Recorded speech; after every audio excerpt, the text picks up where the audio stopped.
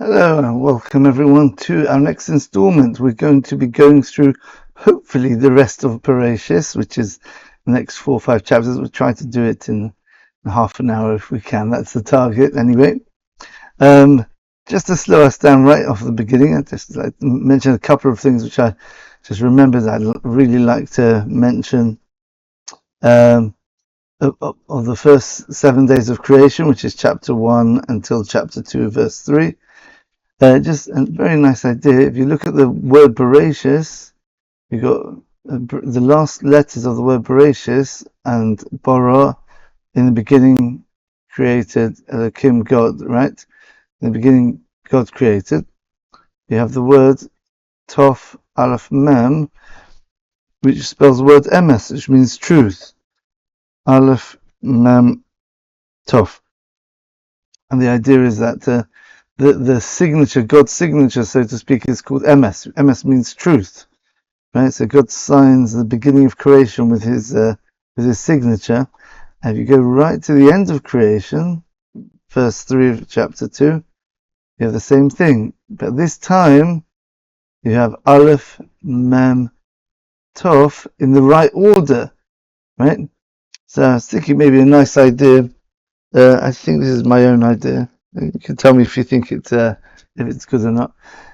When God creates the world, he has to put in front of us the potential of us not being able to see him. Free will. That's what's alluded to by the letter base, right? Is it this way around for you? Right, the letter base. You've got the top, the back, and the bottom part, and facing into the world is the letter base, which is the second letter of the alphabet, which is the number 2, right, representing 2 options. There's a place to make mistakes. It's open, right? So it's like the ink is above, below, and before is all God. That's represented by existence, reality. That's the ink. And the place where the ink's missing is on the north side, which is north, by the way, Sofon. The north side is where the sun is hidden, Sofon, right? It's pointing into the world, right? So when we speak, when God says, I'm the one who's creating the world, but I'm going to hide it. I'm going to put my signature right at the beginning, Bereishis bara Elohim. In the beginning, God's created, but I'm going to do it in the wrong order. The letters are mixed up. Whereas God, at the end of creation, where everything gets revealed, it reveals, the whole creation was just to get to this finale, this pinnacle of creation, which is where God finally reveals himself, which is the Shabbos, the Sabbath. There God signs his name, or he signs his signature, I should say, in the correct order, Aleph Mem Tov, where it's nice and clear. It's a nice idea there, right? Another idea, we mentioned a few different things about the day of Shabbos, about the Kaf Lamed words, like Vachulu, to finish something off, Kalim, which means vessels, Kol, which means everything, because now you've got everything. Like we gave the example of the cupboard, we got all the pieces, but that's not everything. You need the harmony between them to be koil them, to include them, right? Koil, again, another word with kaf lamed, right? And kalim, right? The middle letters of the aleph base of the Hebrew alphabet are kaf and lamed, right? Because that's the thing which translates the beginning of the Hebrew alphabet, representing the planning stage of, remember the whole of the aleph base, maybe we'll speak about this another time, the whole of the aleph base is actually in a specific order, going from the original kavan, the original intention, the original desire of God to create the world and give benefit to mankind. That's the aleph. The beginning of the word emes, by the way. The word emes is the first, middle, and last letter of the Hebrew alphabet. That's God's signature. He's the first, he's the middle, and he's the last, right? Spanning everything. So the middle letters of the Hebrew alphabet is actually the lamed and the kaf and the lamed. Those are the ones exactly in the middle. They spell the word kol, and in fact, if you look at the middle 4 letters, you've got yud, kaf, lamed, mem, spells the word kalim, which means vessels, right? So you've got the first 9 again corresponding to the first 9 Sephiros, but it's the aspect of the planning, the 9 stages of planning. Then finally you have Malchus, which is a revelation, the 10th Sephira. We spoke about this many times, where God reveals all those plans, and that's revealed through Kalim, right? Through vessels, through tools, which their job is not to be important in themselves, but rather to reveal something else. And then you have the last 9 letters of the Aleph base, where we have the actual bringing into reality and crystallizing those thoughts and realizing the potential and the ideas, and they come to fruition. Ending off with the letter Tov. Letter Tov is also a letter connected with the idea of finishing, right? Tachlis, right? There's a word with the Tov, and it's got the Kaf Lamed in it, which means purpose, right? Also, the Kaf Lamed word is also color, which means the bride, because the Shabbos is compared to the bride. So if you imagine, we spoke about last time about the man and the woman, right? The man is the one with the planning, the one with the potential, the woman's the one who brings it out. So the 6 days of work of the week are correspond to the 6 different elements of masculinity, the first 6 Sephiros, and the last Sephira of the 7 Sephiros is Malchus, which is the feminine one.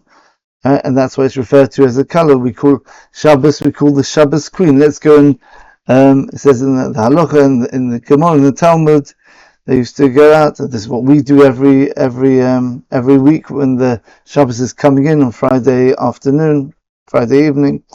We say the L'Chododi prayer, and we finish by saying Boy Kala, come Kala. We tell her to come in. We're inviting in the Kala, which means the Shabbos, but we call it Kala. We call it the bride, right? Some people say Kala Shabbos Malka, so the queen. Again, Malka. So you got Kala as a Kaf Lamed word. Malka is Mem Lamed Chaf. Also, the Kaf, another Kaf Lamed word, right? Melech is a king. As the idea of the revelation, which is the sphere of Malchus. It's beautiful. All these ideas. Just, I think when I went through this concept of the Kaf Lamed words, I think there were 14 different words with all this similar connections. The idea of Tachlis, purpose. You reveal the purpose now. Kiloyon, destruction, because now you've basically destroyed everything beforehand, because the only thing important now is the revelation. So all the hard work, it's gone, it's done, that's finished, right? Right. Even the Talmud calls the 7th millennium, which is meant to be the beginning of the world to come, Chad Chorov. Yeah, there's 6,000 years the world will exist. And the 7th millennium is Chad Chorov, destruction, desolate, right? We explained it means because the physical world now changes, and now you've got the new dimension of reward as opposed to the dimension of free will, right? So it's a type of a destruction because you're destroying the way the world was working beforehand. Similarly, Shabbos, once Shabbos is in here, the whole week is gone. You don't worry about your work, your business. That's in some of the laws of Shabbos, right? You're meant to not worry about work. You're not meant to be talking about work. You're just meant to be enjoying the day. Very nice. Okay. And many other words with the Kaf Lamed, but yeah. Right, so let's go on with, wow, that's 9 minutes already. Right, but those 2 nice ideas. All right. Okay, so we're going with chapter 2 now, but we'll jump straight to verse 4. These are the Toldos Hashemayim. These are the generations. It means the offspring or the derivatives of heaven and earth. Behibora'om, when they were created, right? And Rashi, I think, points out here the word Behibora'om in the actual Torah. This hay here is actually a very small hay. It's deliberately written small to indicate Behibora'om that God created the world with the letter Hey, right? So we spoke about this, I think, on the 3 weeks lecture, This is the first two letters of God's name represent the world to come. That's the Yud, the tiny Yud here, right? And then you've got the Hey next to it, which is bigger. As you can see, the shape of the Hey, it goes across and down, and it's got a little Yud in there. Right? This is meant to represent a Yud, the little broken leg on the left there. Right? Why is it like that? There's many different ideas. I can't go through all of them. One idea is what Rashi says here. Right? It teaches us that this world was created with the letter Hey. It's a hint, it alludes to Shachas, right? That people who are in this world, the way he's translating it is the wicked will descend below to see the netherworld, which means like Gehenna or hell or something like that. Kahei has a stuma, Kahei Zos, like this letter Hey, Shestuma Mikotadodim, that it's got walls on three sides, yeah? It's got one full wall here, another full wall there, and a broken wall on the left, but it's completely open below, so people can fall out of the world, right? That's the idea that the purpose of the physical world is a world where we can actually have free will, so therefore God gives us the option of staying in reality, in the letter Hey, right? That's what the letter Hey looks like that, right? Right, so we've got the potential to fall down the hole over here, right? Or we can stay in. Now, people who fall down out of the letter Hey, they've got the option to climb back in through the window on the left, right? The left is the idea of Teshuvah, God giving us a way to get back into reality through repentance. Beautiful ideas there, right? And the idea of the Yud is a point, so it's something which is dimensionless, it's something which is non-physical, whereas the Hay's got dimensions, but it's got that spark of spirituality in it, right? So you've got this, the four directions represented by this, the letter Daled, which means poverty, yeah, or something lacking, like we spoke about with David. David is a Daled v'Daled, He's totally poor because he sees himself as totally lacking and completely dependent and grateful to God for giving him everything, right? And you've got let's just use this, maybe is that better?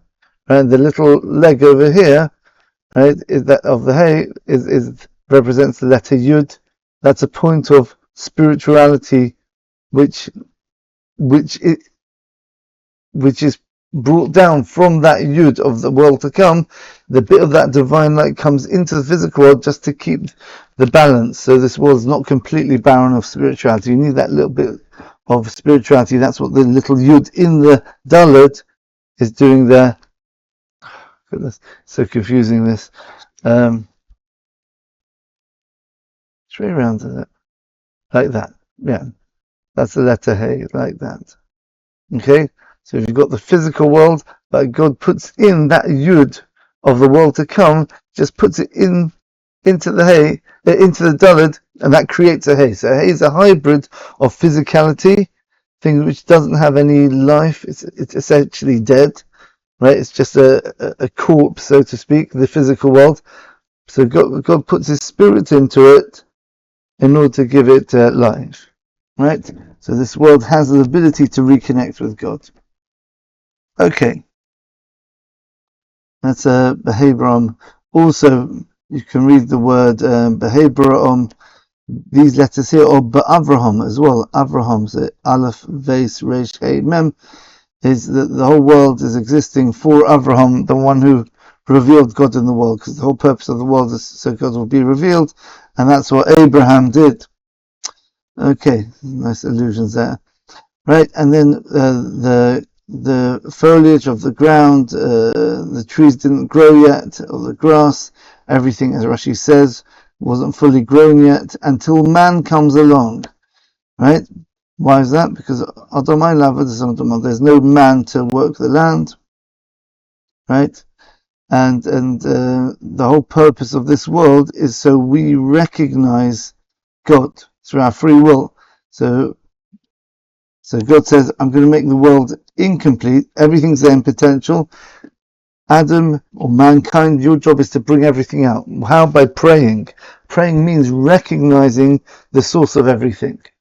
We spoke about this in the lecture about prayer. So once Adam or man recognizes the true source of everything, God can reveal himself. There's no reason to hide anymore because Adam, man, has passed his test. The test being recognize where your reality is coming from. Right? So when he woke up, when he was created, he looked around and said, okay, potential trees, grass, plants here, I need them to grow. What do I do? I have to ask God, can you actually make them grow for me, please? God said yes, and he sent down the rain, and then things grow. A beautiful idea is, if you want to know what the essence of man is, then maybe I can do this actually written down somewhere. Okay, here we go. This one you have to see to appreciate it. So you've got the word Odom. Odom spelt with an Aleph, Dalet. Oh, you can't see it. 1 minute. Let's drag this down. Okay, here we go. I have to readjust it in a minute. Aleph, Dalet, Mem. Okay, that's Odom. Now, when you spell out these letters, they're spelled out like this. Let's do it like that. Let's do it in maybe red. No, that doesn't change the font. 1 minute. Just got to work this out. Give me a sec. Okay, here we go. Right. So Odom like this. Okay, so you spell the letter Aleph. It's spelled like this. Aleph Lamed Pei. So Lamed Pei. And you've got, let's do the Dalet here. Let's just do the black letters first. Right, and then Mem. Right, so this is Mem here. Okay, fine. Right. This is the same letter as this one. Okay, essentially. Aleph Dalet. Oh dear, that's terrible. Bad handwriting. Dalet and Mem. Okay, so you look at the Aleph, this is how you spell letter Aleph, the letter Dalet, Dalet Lamed Tov, and Mem is Mem, right? So if you look at these letters, you've got the word Mispalel. So if you spell it out, you've got the Mem, the Tov, the Pei, and then you've got 2 Lameds. That means the prayer, i.e. the person who prays. So whenever you want to know what the essence of something is, you look at what the hidden letters are, and that's what everything's based on. So the whole purpose of man is to pray. That's who we are. The Talmud says in tractate, where am I? Okay. Tractate Bava Kama at the beginning, it calls man a mother. Mother is someone who requests, because the whole essence of man is requesting from God his everything, basically, yeah? Divine presence, spirituality, even our physical needs, everything comes from God. And by doing that, we reveal that God is everything in the world. God is the source of all power and all success and happiness and perfection in the world. It all comes from God. And that's shown, that's revealed by us praying to God. And in fact, it goes so far that even the commandments themselves are a type of prayer. Yeah, when we do one of the commandments, we're essentially trying to get God to bring his divine energy, divine presence into the world, as we've spoken about many times. Okay, that's the idea of the significance. Right at the beginning of the Torah, it must be very significant. That's the idea of man being the one who prays. Okay, let's carry on now. Right, then God makes a cloud to saturate the land. Right, and now there's earth which has been mixed in with water. And then God makes man based on the earth. So that, even in science, we're a carbon-based species. right? And the earth is basically carbon-based as well. And God creates with two yuds. Look at this word here, two yuds. That's the idea of two yitziros, Rashi says, two forms, right? And you've got the physical form, which is for this world, and the spiritual one, which is for the world to come. Right? The Talmud actually says there's two yetzers, there's two inclinations, there's two things trying to imprint themselves, to imprint their forms onto man. Right? God, who is the yetzer, he is the creator, the former, and the yetzer hara, which is the evil inclination. And we're kind of stuck in between the two, and we have to choose which one of these two, forces we are going to subjugate ourselves to. We're going to subjugate ourselves to God or to our bodily and physical instincts and desires and drives. Okay, and God makes man off of Minhadoma, earth from the land, and he breathed within him a spirit of life, and then man was a living creature. So that's the idea that God's actually giving anyone who breathes into someone else, they're breathing something from themselves into the person, right? Right? Breathing is a very personal thing. It's like your life force, so to speak. What does that mean with God? Obviously, God himself doesn't have a life force as such. He's independent of any concept. But it's the way he relates to us as there's something which is very deep within me. And what's that deep thing? You could say that is free will. So God breathing something which, from God's revelation point of view, right? One of the deepest things is his free will. He breathes that into man, and man is now living. He's living. He can choose. It can mean other things as well, but that's one interpretation. Okay, and then God creates the garden, and he puts man there, and he puts two trees there. He puts lots of trees in the garden, and then he creates two other trees in the middle of the garden.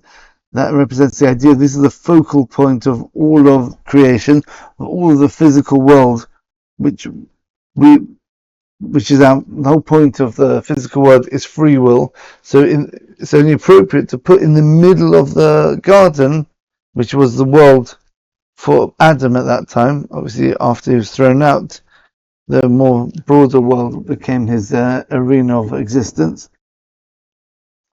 But at that point, he was in the Garden of Eden, and in the middle, that's a focal point of the garden. That's where he has the test. Two trees, the Eitz HaChaim B'Sech HaGon, right? Where are we? Yeah. Eitz HaChaim B'Sech HaGon, the tree of life in the middle of the garden, the Eitz HaDa'as Torah, and the tree of knowledge of good and evil. We spoke about this a long time in the Sin of Adam lectures, but the idea is there's two ways, two things, two types of trees where we can eat from the fruits and internalize what they are, and that gives us life, that gives us sustenance. Do we sustain ourselves from the tree of life? That means going directly to God, or do it through our own das, our own intellect, right? So no, I want to think about it myself. I want to, through ego, I want to reach God through my own intellect, my own working out, yeah, my own work. Or do I just say, well, God, you're everything. There's nothing I can do without God. It doesn't make sense. God's only true existence is just eat from the tree of life. Just attach yourself to the tree of life and go directly to the world to come straight away. Or take a very long, painful, circuitous route about mixing good and evil together. Das means knowledge. It's that aspect of knowledge where we become one with the knowledge. Similarly to das meaning knowledge in terms of the form of man knowing his wife. We're going to see later. The idea of joining together two things. The idea of the tree which joins good and evil together, that creates confusion, which creates more free will, That's what Adam was aiming at when he actually chose to eat from the tree of knowledge as opposed to the tree of life, which would have been the much simpler way of doing it, but he'd have to admit he doesn't exist, whatever that means. Right? The only true existence is God, and that was very hard for him to do. Then we've got something in the middle here about the river going out from Eden. Eden is the world to come, essentially, and the Gan Eden is a stage before the world to come, the place just before the world to come, right? And Adam was almost there, right? So from Eden you have a river going out, and it splits into 4 parts, right? And we've got the 4 rivers here: the Nile, the Gihon, the Tigris and the Euphrates, right? And God puts a man in the Garden of Eden to work it and to guard it. This is a hint to the positive commandments and negative commandments, because remember, Adam has to have free will. He has to use his free will to earn his place in the world to come, and that means he has to have proactive doing the right thing and guarding himself not to damage himself by transgressing any negative commandments. Now we've got hundreds of positive and hundreds of negative commandments, but for Adam there was just one positive, one negative. The positive one was to work the garden, the negative one was to guard it. Okay, that would have been much easier for him if he had just done it properly instead of being silly and eating from the tree, unfortunately for us. Right, and God commands him, you could eat from all the fruits of the tree, of the garden. You could say this is a commandment even. You should eat from the fruits of the tree, thereby elevating them, right? Making them connect with the spirit, their spiritual essence, maybe. From the tree of knowledge of good and evil, do not eat from it, because the day you eat from it, that's when you will die. Right? So that's the warning that Adam had from God. Right? I think we mentioned this before. We'll quickly go over the different opinions, because we know when Adam ate the tree, he didn't actually die. So there's 3 approaches, which I know right in my head at the moment. I think harder, maybe remember another. I think there was another one. I can't remember what it is immediately. But we're freestyling, so I'll just give you the 3. First one is the basic meaning: on the day you eat from the tree, but you'll be going to become mortal, and therefore you will inevitably die. It doesn't mean as soon as he eats it, he drops dead. It means that he will bring death into himself, the potential for death. Whereas beforehand he was immortal. He would have lived forever if he wouldn't have eaten from the tree. All he had to do was to survive for 6 hours without eating from that tree and go into the Sabbath, and that would have been the world to come forever, right? But he had to make it hard, right? And we all know why he made that mistake. It's a very deep mistake. It was a mistake, but he had very deep intentions in doing it. It's like an Aver Lishma. He was doing a transgression for a good reason, which itself, that is a complicated idea, right?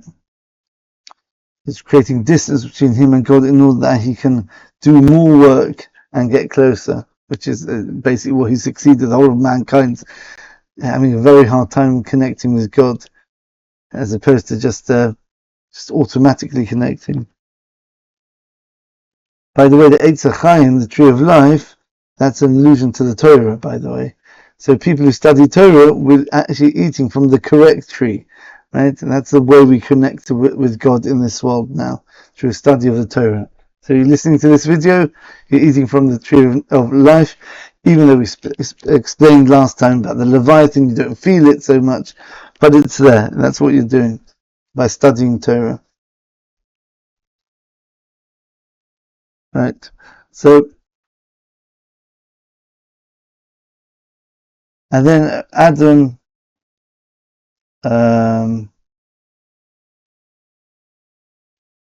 he realized it's not good for Adam to be by himself. So when you got Rashi's explanations, you feel free to read and pause the video and read that Rashi's explanation. You can leave questions if you want any questions on Rashi's explanations, but I'm not always going to be bringing Rashi because there's other ideas which I'd like to bring instead, and I'm limited for time. Got 5 minutes left. How am I going to do the rest of the next 4 chapters? All right, we'll see how it goes.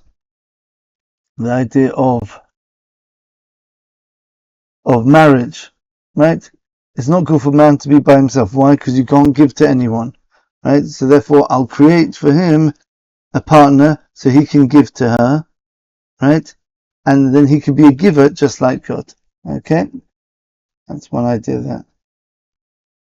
And then God created, as Rashi mentioned earlier, Vayitzer with one yud, all the animals and all the birds, right?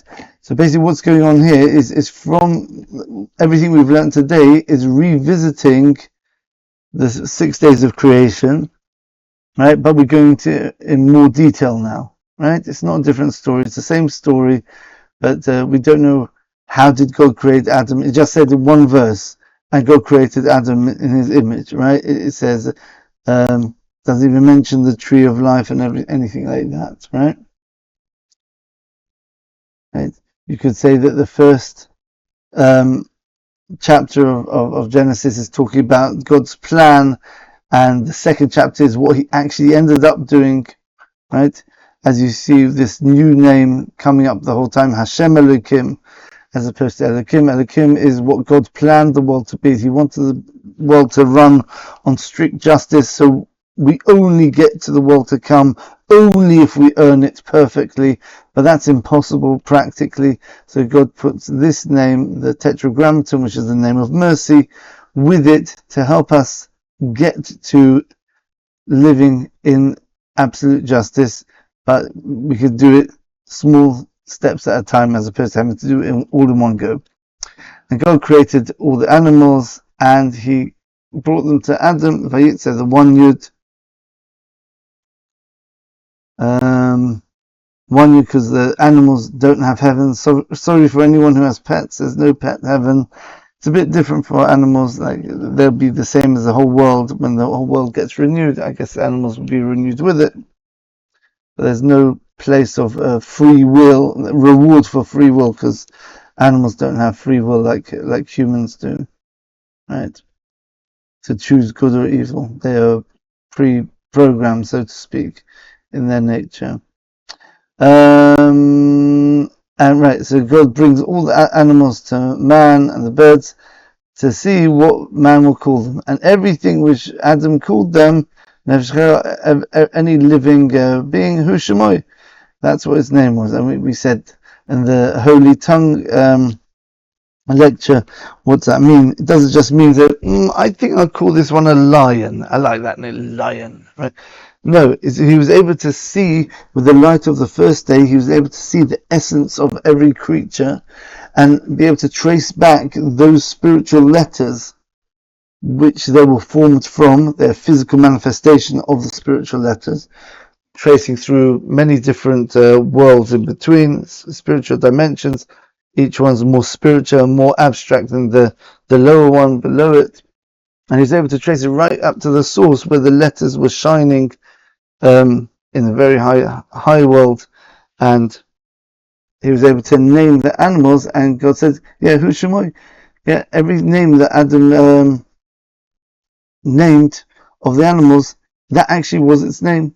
Yeah, he actually was able to determine the true name of every animal. But what's the point of naming the animals? It's very similar to the idea of eating. We spoke about the holiness of eating idea.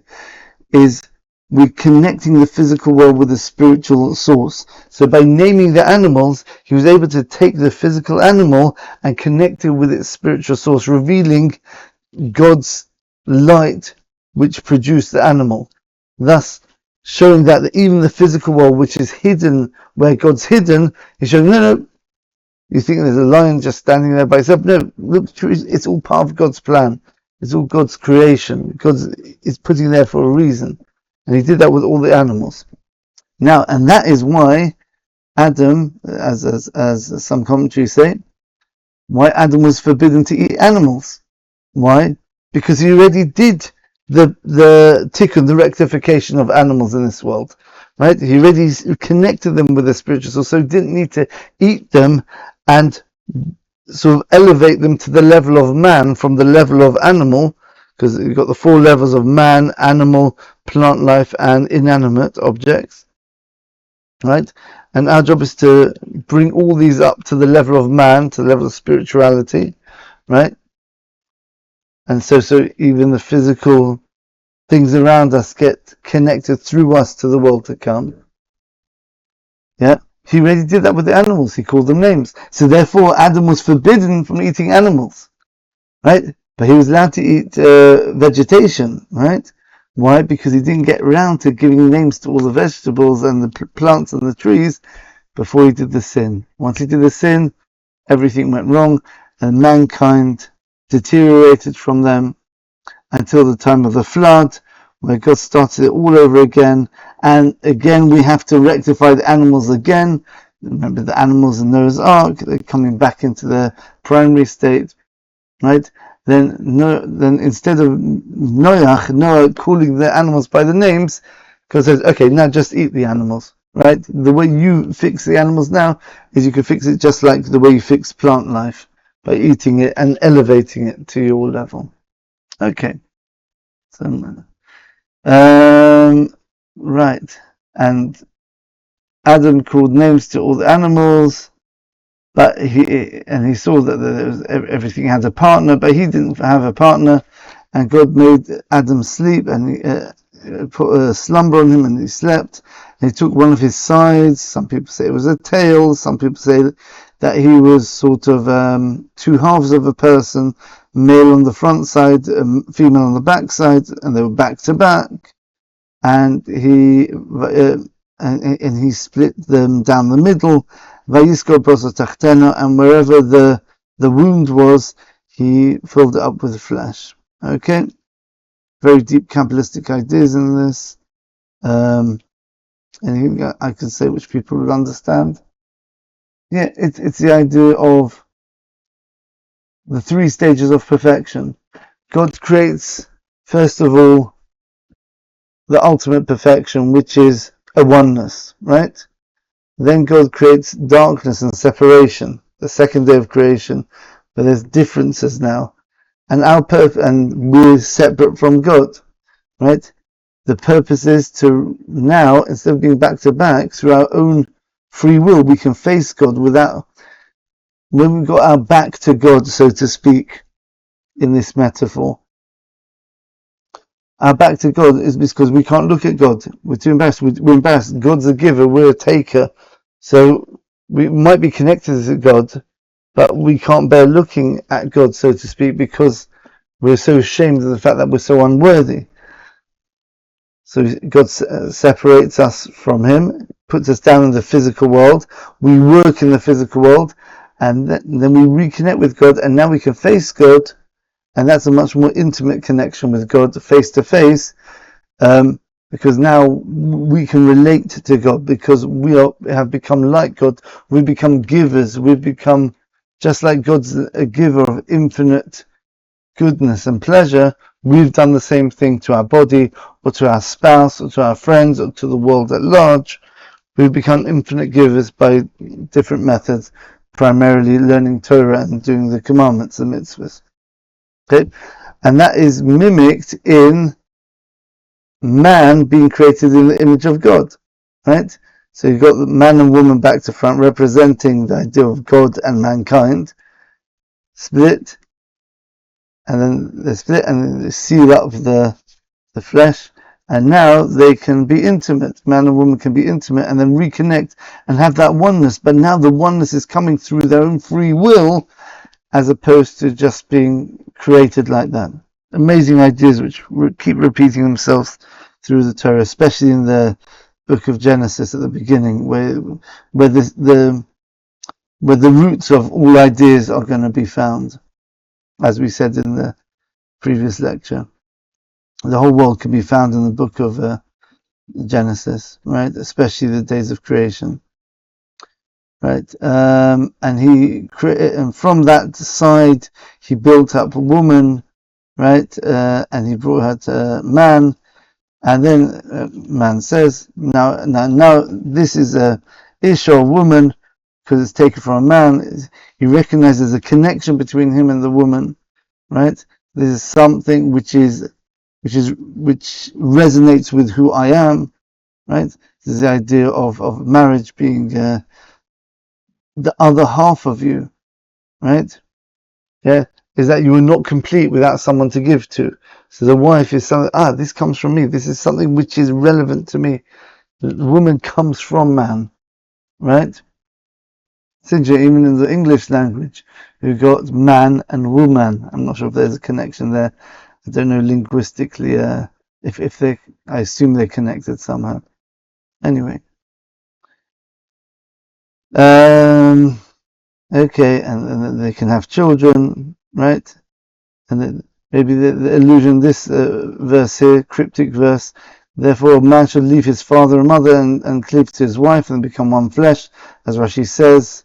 Through the union of man and woman, you have children.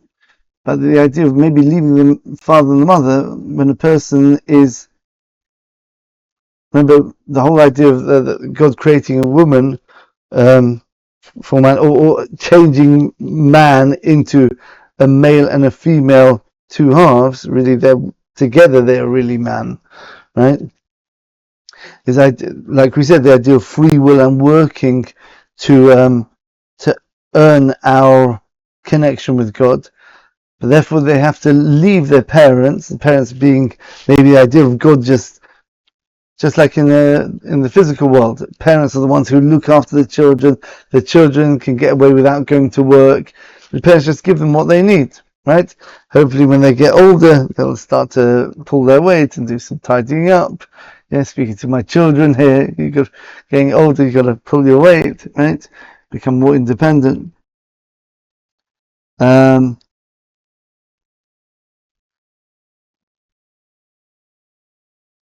Right, so that's what it's like living as children of parents, right? So God says, but that's not the purpose of creation. I could have created you where I'm your father, I'm just looking after you, giving you, treating you like children. I want you to be adults. I want you to be parents yourself, right? I want you to be like me, God says. I'm your father. I want you to be fathers as well. I want you to be able to look after the world, right? Look after your body, look after your wife, look after the world around you. Yeah, be a giver, right? So therefore man should abandon his parents and cleave to his wife. Beautiful idea. Again, these allusions which are semi-literal, very, very close to reality, even the basic meaning of these ideas. Right? And they were both naked and they were not embarrassed. They didn't feel any shame. Why? Because they didn't have the Yetzer Hara. The evil inclination was not inside of them. So when they looked at the physical body, this is just a vessel to reveal God in. Yeah. In fact, when you looked at Adam, heard from Rabbi Tatz, when we look at us now, you see the physical body, which is the oil, the skin, right? Oil is the same letters as Iver, which means blind. Because it blinds you from seeing the spiritual light inside. In fact, that's the word hide, to hide something, and the skin is called the hide in animals anyway. Right? That's Oyer, Ayin Vav Reish. Right?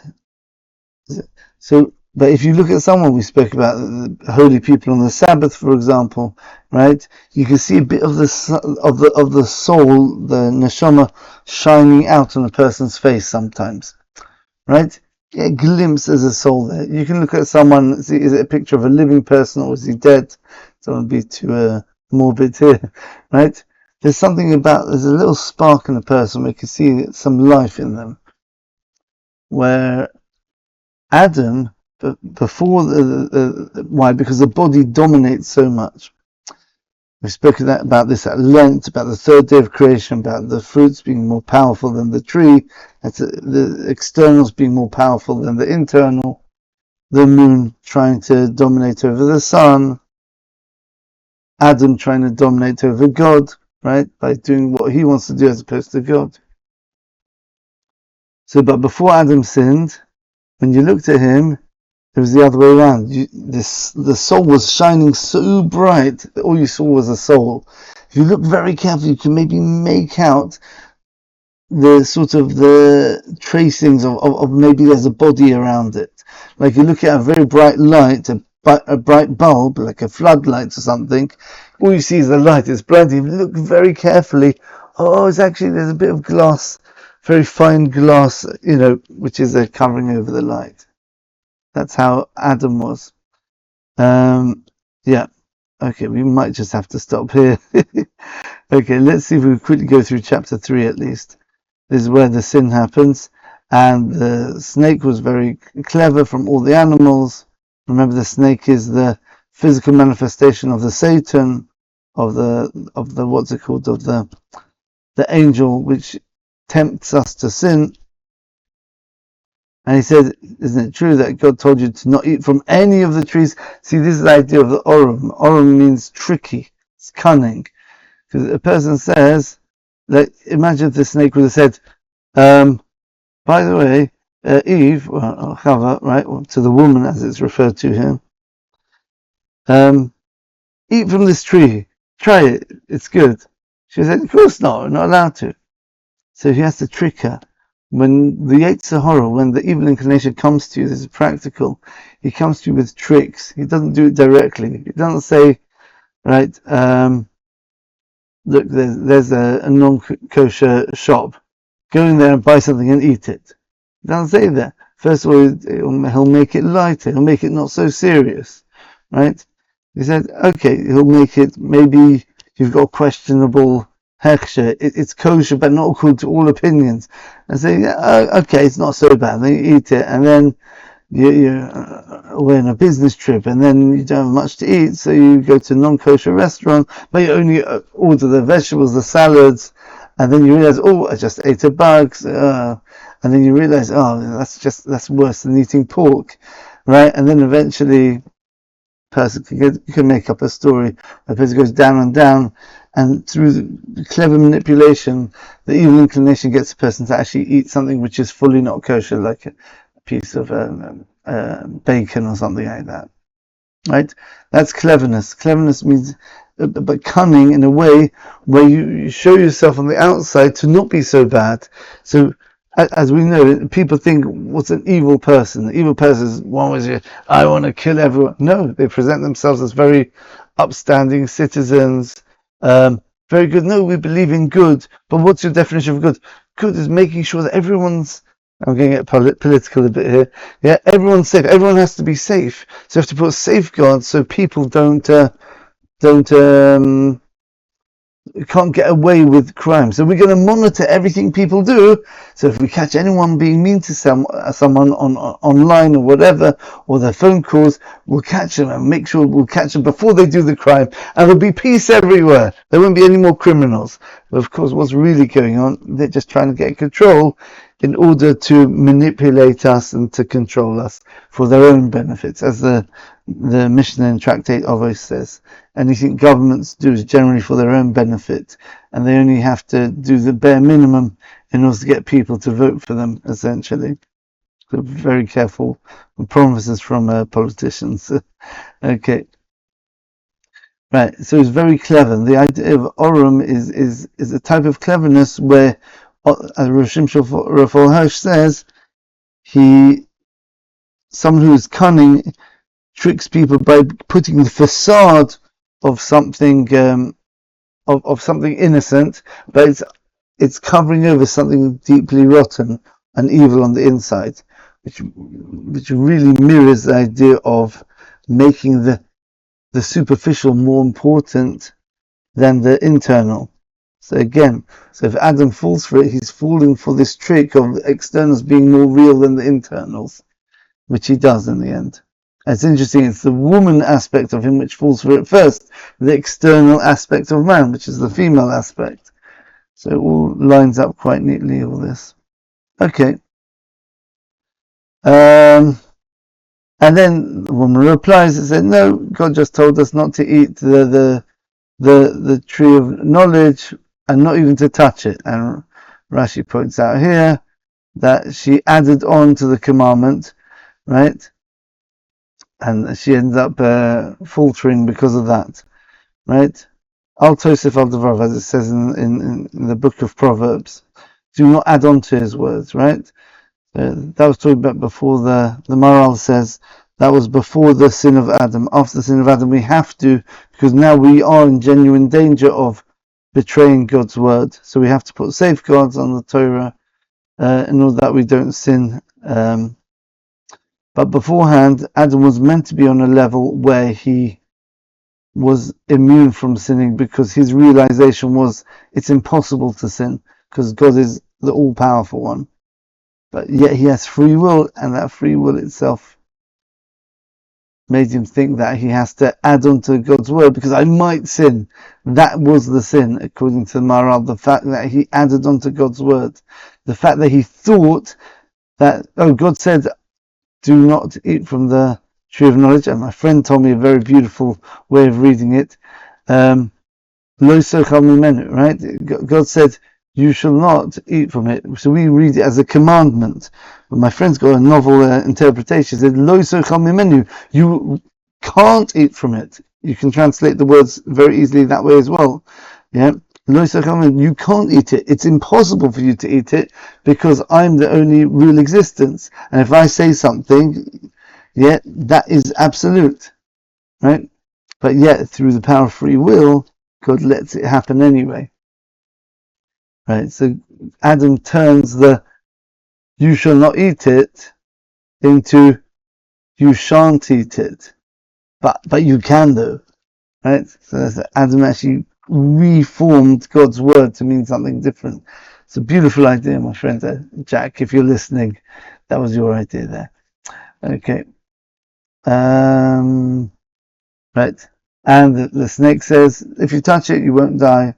Right? Because God knows that when you eat from it, your eyes will be opened and you'll be like God, who is able to, who knows good and evil. We spoke about this in the sin of Adam at length, this idea. You'll be like God, Yotrei Lomos, ones who can create worlds, because just like God creates a world which he is hidden from, that means essentially a world of evil. Because if God is ultimate good, anything else by definition must be evil when contrasted with God. Right? Right? So basically the snake is saying, you can be like God, you could create your own evil. Bring more evil into the world.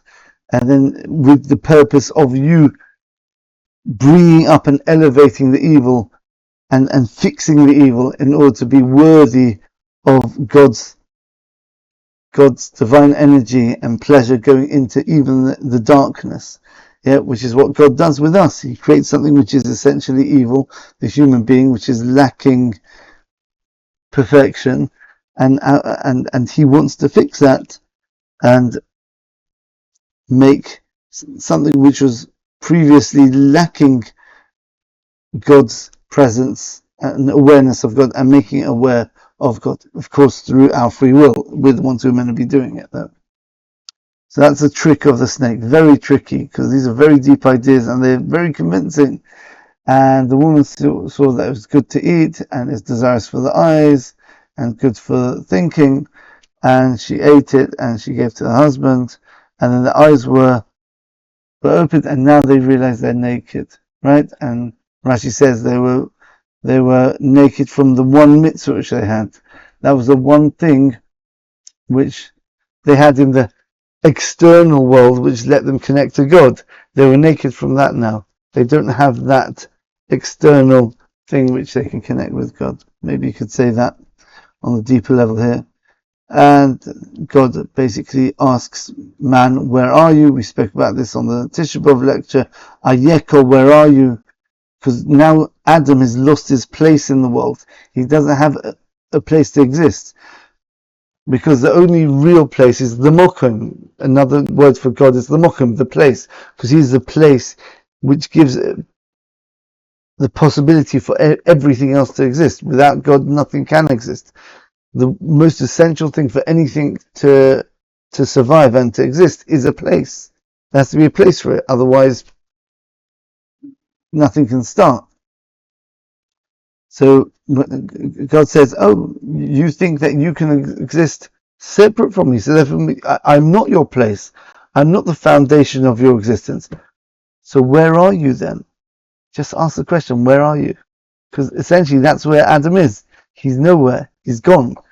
He can't exist now. Where? Yeah. He doesn't even say you are nothing. He just says, where are you? Yeah. Very penetrating, sombering idea there. Right? And then God asks him a question. He admits he ate from the tree. And then Adam, again, another sin. He says, "Oh, the woman gave me from the tree, and I ate." Right? Which you gave to me. So he's blaming God. No, you're the one who gave me the wife. She's the one who tricked me. Right? That's kan kofar b'tova. He showed ingratitude here. And then he asked, okay, woman, why did you eat and give it to man? Right? Because the snake told me to do it. He tricked me. And then God said to the snake, because you've done this, you are cursed from all the animals. And you've got the 10 curses of the snake. And then you have 10 curses of the woman, right? Pregnancy, hard childbirth, having to bring up the children, right? It's difficult, right? 10 curses here, 10 curses of man, right? You have to work hard for your food now. You can't just go to the field and pick ready-made food. You have to work hard for it. Even when you do work hard, there'll be weeds. You work from the sweat of your brow, right? Return to the earth, right? You'll die, basically, right? So these are 10 curses, right? And if you look here, there's some curses for the ground itself. Why are there curses for the ground? What did the ground do wrong? So we should all know the answer to that. The third day of creation. The whole reason why Adam was able to make himself more important than God in his own mind by betraying God was only because he was created from the ground, and the ground did precisely the same thing. It made the fruits tastier than the tree, the bark of the tree itself, the trunk, right? Whereas God said the tree and the fruit should both be edible. But the ground said, no, I'm only going to make the fruits edible. I only want the product to be important. I don't want the root, the source to be important. Right? Of course, it didn't have free will, we mentioned, but it's still, that was what the earth did wrong. Okay. And then God calls his wife Chavo Eve, because she's the Chavo is from Lashon Chaim, which means life. She's the mother of Kol Chai, or Chai, if you pronounce it more accurately with a ches, right? Chavo. And God made for man and his wife coats or shirts of oil, of skin, and he clothed them. Right? So there's the idea of after the sin, God gave them an oil, a skin which hides. It's a physical skin, as opposed to, instead of an oil with an ayin, you can spell this with an aleph, oil, with the first letter of the alphabet. That's the ayin is sort of a corrupt. If you look at these two letters here, you've got the aleph and the ayin. One's more of an earthy, more corrupted form of the aleph, right? The pronunciation, the aleph is much a clean letter. You got like that. That's an aleph, and the ayin is more of an it's a more earthy, sort of physical sound of letter. So instead of oil being light, you had clothes of light, like we said before. The skin used to be radiant. Now it's got clothes of actual skin, which hides. Miloshan iver, the word blind. Right? And let's just finish off this chapter. Okay? Right, and that's, of course, now we cover over our bodies because we're ashamed of the bodies. That's why the word for clothing is malbush, right? Which malbush is made up of two words, mole, full, busha, of shame, right? So malbush is, or mole bush, or levush means low busha, in order that will be no shame, right? The word klimo means a different type of shame. That's kalim means vessels. They can also refer to clothes. They're sort of our vessels to express ourselves to the world. And we don't want to express ourselves with a naked body because that will give people the wrong idea now. So the way we express ourselves and reveal ourselves is through something which hides our body, but yet it reveals who we are, right? You want to know how important a person is, look how they dress. King dresses one way, a worker or a pauper dresses in a different way. That sort of reflects who they are in a way. That's Kosnos Ur. Okay. And then God says to the angels, right, when there's danger now, right, now man has a true free will, right, where he's got a real struggle between good and evil. So his free will is not just a theoretical small free will, it's a massive free will now. He can really choose total evil as well as good.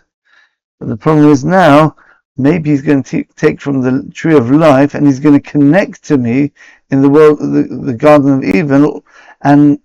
Eden, and live forever. So the idea of someone who's imperfect, but yet he goes to the world to come, and God has to, so to speak, reward him in that state. He'll be in a forever state of imperfection, and therefore he's going to be constantly in a state of shame and not enjoying the connection with God because he didn't earn it. Right? So we've got to make sure that he doesn't stay in the Garden of Eden and eat from the tree of life and internalize the reality that there's nothing besides God, but he didn't earn it now. Right? Because he's already failed. He has to fix his other mistake of internalizing the idea that he exists as something separate and independent of God. So better chuck him out of the Garden of Eden. That's what's going on here. Lest he take from the tree of life and live forever. And God sent him out of the Garden of Eden to work the land which he was taken, and then he drove him out, and he put to the east of the garden as a kruvim, these angels. There's the shining of the revolving sword, the blade of the revolving sword, to guard the pathway which goes back into the tree of life. Right? The idea here is that it can't be easy for man to get back in now. Right? He has to work the hard way. You have to fix the mistake you made. You have to use the physical world which corrupted you, right? The tree, knowledge of the physical world as opposed to direct knowledge of God. Now you've got to use this world which you corrupted and use it as a stepping stone to get back to God. And by doing so, you're elevating the physical world higher than it would have been if you wouldn't have done the sin. That's the idea of repentance here. So you can't go back in. So what does God do? Instead of having the light of the Torah, the light of the first day, right? He gives a false light, a flickering light, a sword. Sword means something to separate, right? Something which separates us from God. That's what the sword is, and it's revolving round, because it might be something one day and it's a different distraction the other day, but it's always flickering. It's got flashes of light. It's a flashing sword. It's the idea of distractions, like in the world today. You got this thing. Oh, that distracts us. Oh, 1 minute. Stop it. I've got to focus on getting back to God. I've got to work on myself, do the commandments, learn Torah, repent. I said, oh, look at that. That's interesting. I said, it's a piece of trivia there. Oh, look at that news event there, right? Oh, look what's going on the iPhone, right? The flickering lights. It's come to its pinnacle now. We're looking at, you're doing that now. You're looking at physical manifestation of the revolving sword, the flashes of light. You're looking at flashes of light. Hopefully, you're elevating those flashes of light because you're learning Torah. So you're connecting with God, hopefully, through this. But essentially, the world now is full of light. Everything is external light, and that distracts from what's the meaning of life. So we've got such good technology now. There's never been a world of technology like now, but yet there's never been a world where people are so depressed and feeling empty inside because they're so distracted from the external light, by the external lights of the physical world now.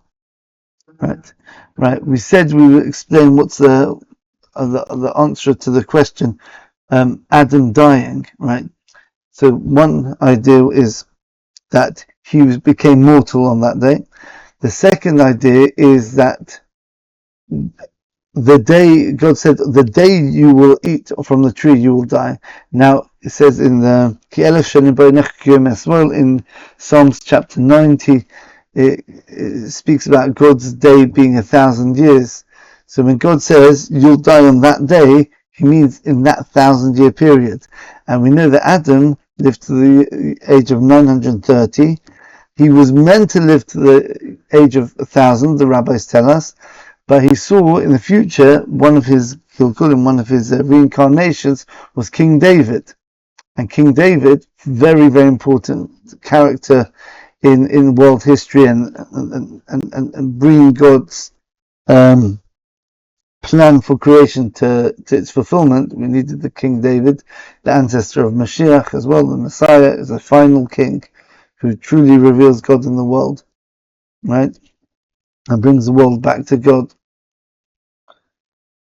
So King David was going to die at birth, right? It resonates with the idea we said earlier that David is dullard, just dullard, death, nothingness. I'm nothing. Really, I shouldn't have even been born, right? That's how far King David appreciates how dependent he is on God's kindness. Because even his life itself, the 70 years which he did live, were all given to him from someone else. That someone else was Adam. So Adam took 70 years of his life. He told God, give these last 70 years of my life from year 930 to 1,000, give them to David, King David. Right? So that's where he got this from. So really, the verse can be translated literally if you understand what a day means. Right? On the day you eat from the tree, you will die, i.e. in that 1,000-year period. And indeed, he was destined to live 1,000 years. Finally, the Arizal, I think the Ramban might say that, Nachmanides says that explanation. The Arizal says a third explanation. It's an amazing idea. What is death? Death means that our soul departs from the body. There's a rift, a fracture between our spiritual element and our physical vessel, which is the body. Adam, before he sinned, he had 5 different souls within him. Now, human beings only have 2 souls within them. They're called the nefesh and the ruach, the 2 lower souls. But the other 3 are sort of hovering around us or just way above us, right? Conceptually, in terms of the spiritual world. So what happened when Adam ate from the tree? He lost 3 of his 5 souls. When we die, we only lose the other 2. So what's more of a death, when we die or when Adam sinned and he lost those 3 souls? So Adam had the biggest death in human history. He, in one moment, died completely. 3/5 of his souls left him. He was 3/5 dead. Now, we are only 2/5 alive in terms of our 5 souls. So when we die, it's just losing the other 2. And they're not such holy ones anyway, right? They're the very ones which are connected with the physical world. But Adam's 3 souls were very, very high. And he lost them. So that's the idea of Adam literally dying. The moment he ate from the tree, he did die. But you have to understand what death really is. And he died more than anyone died. Okay. Very nice. I think we have to stop here. I'm pretty sure we'll be able to finish the Bereishis next time. But again, it's gone over the 35 minutes. It's not working this. I'm going to have to make it more simple or something like that. All right. Thank you for listening. I hope you're enjoying these lectures. I hope you're learning a lot. Please leave any comments, any questions, because I'm covering so many topics and some of them are coming very fast and I'm not explaining them so well. So if you want any expansion on any ideas, just leave a comment. I can reply in the comments, or I can even make another video if it's a really good question. Okay, thanks for listening, and we'll see you in the next video. Bye for now.